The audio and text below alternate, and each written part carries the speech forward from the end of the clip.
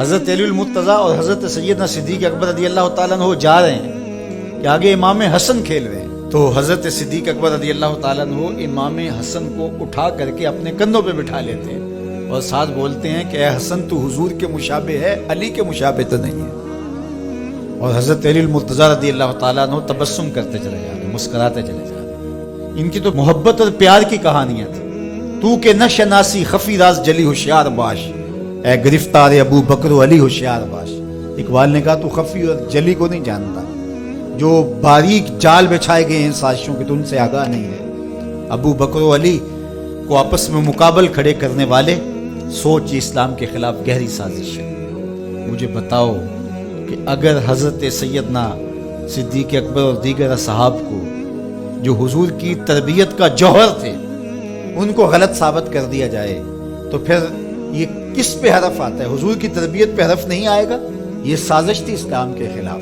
جو یہ بدقسمتی ہے کہ امت ان سے پیار کرنے کی بجائے آپس میں ان کے ناموں پہ الجھ رہی ہے اور یوں گروہوں میں فرقوں میں تقسیم ہو کے رہ جائے۔ ایک کا پیار دوسرے سے دوری کا سبب بن جائے، یہ کیا ہوا؟ ماں سے پیار کرنے کا یہ مطلب نہیں ہے کہ باپ غلط ہے، اور باپ سے پیار کرنے کا مطلب یہ نہیں ہے کہ ماں سے نفرت کی جائے اور ماں سے دور ہٹ جائے۔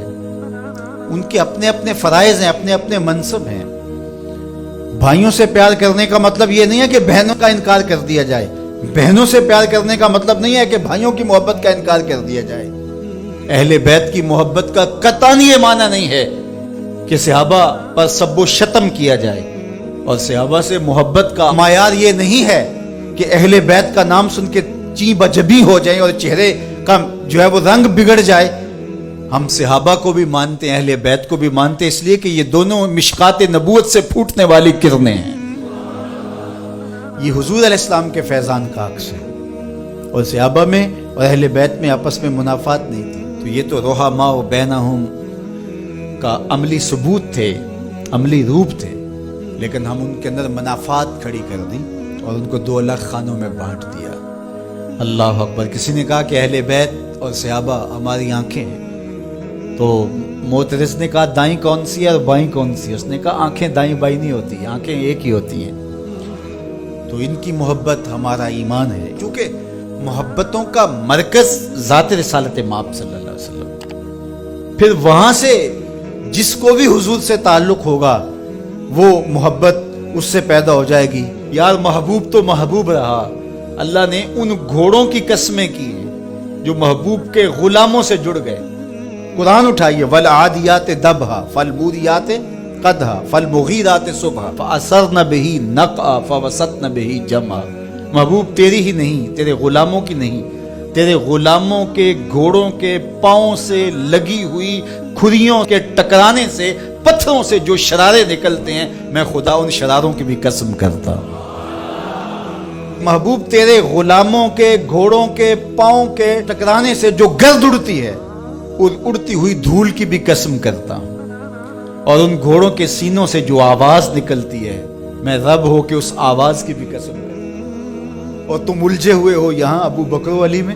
لا اقسم بہذا البلد، مجھے قسم ہے شہر کی۔ مکہ کی قسم کیوں؟ وانت حل بہذا البلد، اس لیے محبوب اس شہر کی گلیوں میں تو خرام ناز جو کرتا رہا ہے۔ جہاں محبوب خرام ناز کریں وہ گلیاں اچھی لگیں۔ مدینے کی مٹی میں بھی شفا ہے۔ یار جس شہر کی مٹی میں شفا ہوگی، اور شفا ہوئی کیوں؟ اقبال بولا خاک طیبہ از دو عالم خوش ترست، آن خنک شہرے کے آنجا دل برست۔